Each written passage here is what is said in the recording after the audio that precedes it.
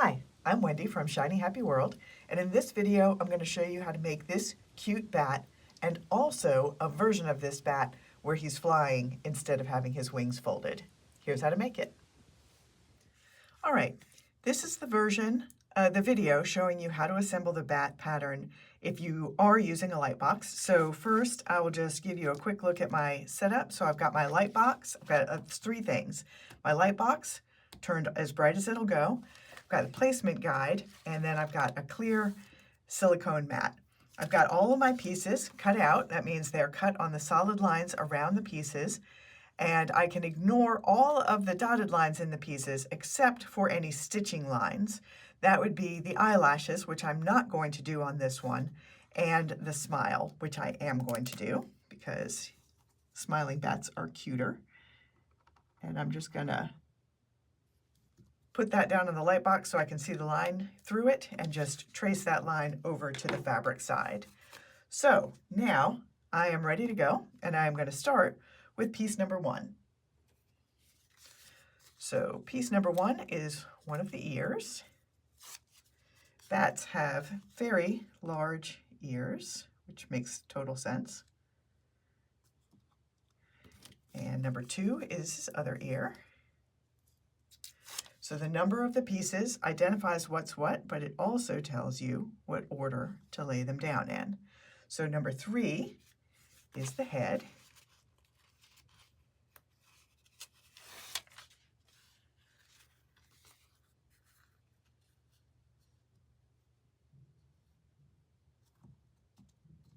Okay.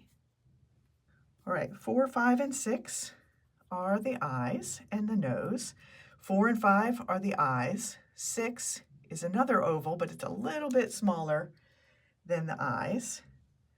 So if you're having trouble seeing the lines through, just push down enough to make contact and everything will show through, even if you have a fairly dark fabric on the top. Right now, this silicone mat, the way I stored it, has a little bit of a bump in it, which it doesn't usually have.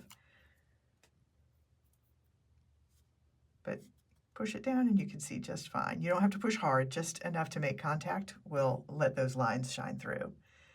And then number 6 is his nose.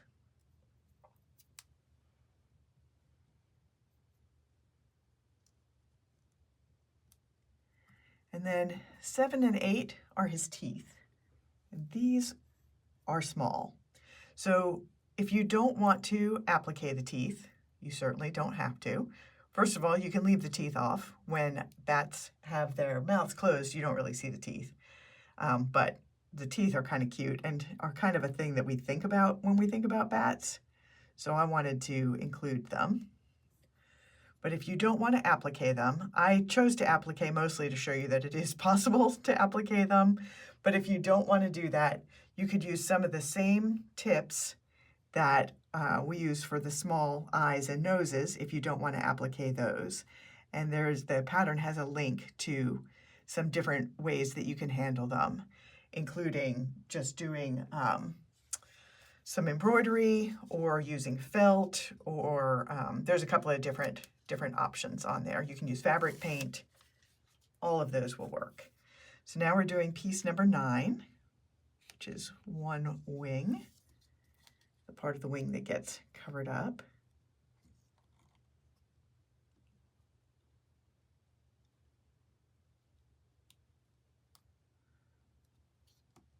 Sorry, bumped the head a little bit. Okay, and then last but not least is piece number 10, the other wing. And I did the stripes on these wings. I very deliberately chose a fabric that had a direction to it, these stripes, because I knew I wanted to use the same fabric for both wings. And I wanted to make sure that in addition to my outlining, which isn't going to show up as much as on some blocks because the fabric is very dark, so that black outlining isn't going to show up quite as much. So I wanted to make sure that the lines, the stripes on those wings helped to give it that same kind of very clear line between the pieces. So in order to do that, let me show you my little trick. when I am laying them out on the fabric, the first thing I did is lay them out on just on my ironing board and envisioned the way I wanted these stripes to go from the shoulder into those points, and these stripes also to go in from the shoulder.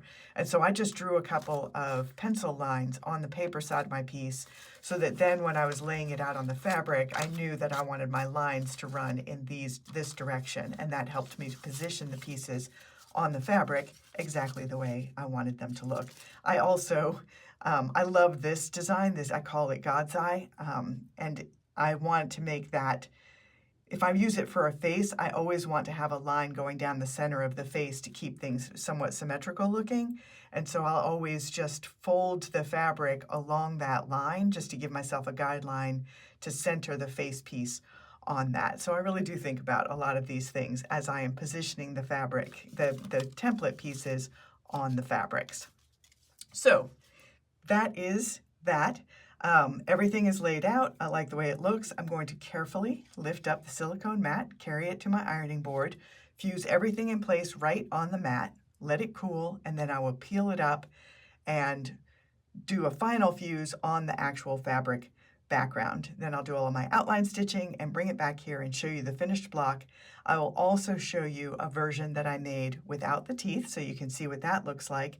And I'll also show you an alternate layout that I included in this pattern where the head is a little bit smaller, and instead of the folded wings, he has big extended wings, which looks much more Halloween-y, where I envisioned this one to be included in an animal quilt.